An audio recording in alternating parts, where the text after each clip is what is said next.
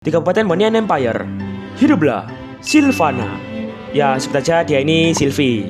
Nah, si Sylvie ini tuh anak pertama dari King Aurelius II, raja dari kerajaan Monian Empire. Anjay. Nah, suatu ketika Ratu Monian Empire ini tuh bunting dan ngelahirin seorang bocil laki-laki. Ya, ini tuh si Dirot. Tongkrongan gue yang manggilnya itu Kudil. Nah, karena si Kudil ini anak laki-laki pertama, jadinya dia ini digadang-gadang kalau dia ini bakal jadi penerus pemimpin kerajaan Monian Empire. Wes disebut meriah lah kelahirannya si Kudil ini. Bancaan, syukuran, dan si Sylvie sebagai mbaknya ini ya juga seneng banget. Ih, gemes. BTW suaraku, ya pasti Bang Fethi gak kuat nyewa debar lagi. Nah cuman ya, suatu ketika pas di hari ulang tahun pertamanya si Kudil, ya ini hilang. Kok nggak ada anjing hilang goblok. Ya, seluruh kerajaan ini jadi panik, chaos. King Aurelius II ini langsung ngutus prajurit-prajurit tergege-nya buat nyari keberadaan si Kudil. Bahkan gak cuma mereka, semua warga Monian ini juga antusias buat ikut nyari keberadaan si Kudil. Cuman ya mereka ini gak nemu petunjuk apa-apa. Ya, kerajaan Monian ini dilanda kesedihan yang hebat selama bertahun-tahun. Apalagi sang ratu ini yang sampai depresi parah. Tapi mengapa tiba-tiba. Ya untungnya si Sylvie ini selalu ada di samping nyokapnya buat nyemangatin nyokapnya.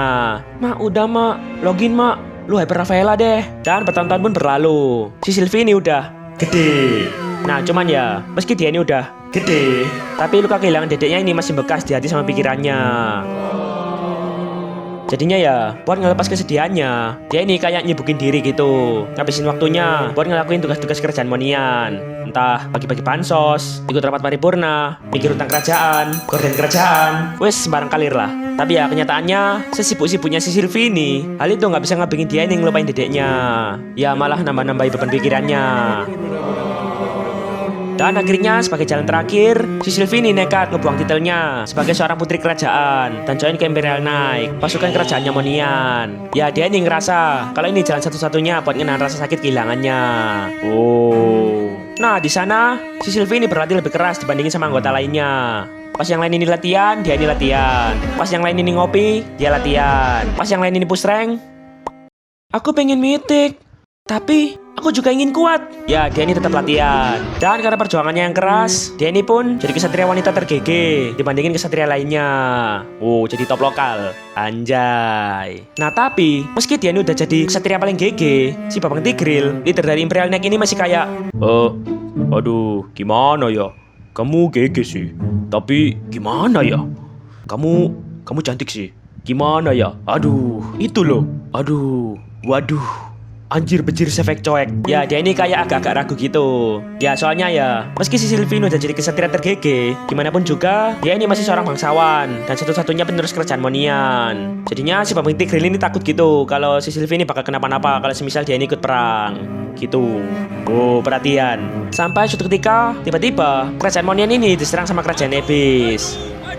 Ya mereka ini dipimpin sama si Kudil. Dan mereka ini snowball parah. Para pasukan Abyss ini berhasil masuk sampai ke pusat kerajaan Monian. Nah, para Imperial Knight ini udah ngedefend mati-matian. Tapi ya, gara-gara si Kudil ini udah OP, full item. Cemas kau dek, tutor kalah dek. Banyak para Imperial Knight yang pada mokat. Dan Imperial Knight ini cuma kesisa si Sylvie, Babang Tigril, Fanny, Granger, Alufit, sama si Harit. Ya tinggal orang berenam ini. Akhirnya mereka ini pun terpaksa buat mundur ke Imperial Sanctuary. Ya wis ikulah. Ya ini tuh satu-satunya tempat cahaya terakhir di Monian. Nah di sana mereka ini dikepung sama pasukan Abyss. Mau dibantai pasuren? Anjay.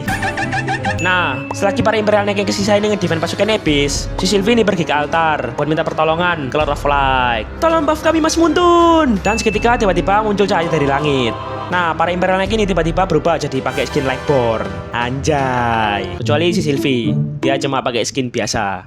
Yo hitungannya Lightborn sih, cuma beda label lah. Nah, dia ini juga diberkahi sama senjata Lens of Dawn, sebuah tombak yang bisa muter-muter. Ya, mereka ini diberkahi sama kekuatan cahaya, yang ngebikin mereka ini jadi lebih kuat, gege dan sangar. Dan mereka ini pun berhasil comeback buat ngelawan pasukan Abyss. Kok diem dek? Mana yang kor-kor tadi dek? Anjay. Nah, di akhir peperangan, si Sylvie ini sempat ketemu sama si Kudil. Dan dia ini ngerasa kayak punya chemistry gitu sama dia. Ya, seketika dia ini kalau ternyata si Kudil ini tuh dedeknya yang hilang. Oh my god. Kakak, Nah cuman ya, gara-gara si Kudil ini udah kesurupan habis, udah tersesat, tersesat, astagfirullah. Jadinya Denny lebih milih pergi dan balik ke Abyss. Hah, mending sama Mama Elis, MILF number one, utangina Optimum Pride, YOLO. Ya, si Sylvie ini sedih banget. Ya soalnya Denny nggak nyangka aja gitu, kalau ternyata dedeknya ini bakal jadi musuhnya. Tapi ya meski begitu, si Sylvie ini tetap tegar dan tabah. Oh, tegar. Ku yang dulu bukanlah yang sekarang. Beda blok. Dan dengan kekuatannya, Denny bersumpah kalau Denny bakal berjuang buat Monian dan kedamaian di Land of Dawn. Tamat.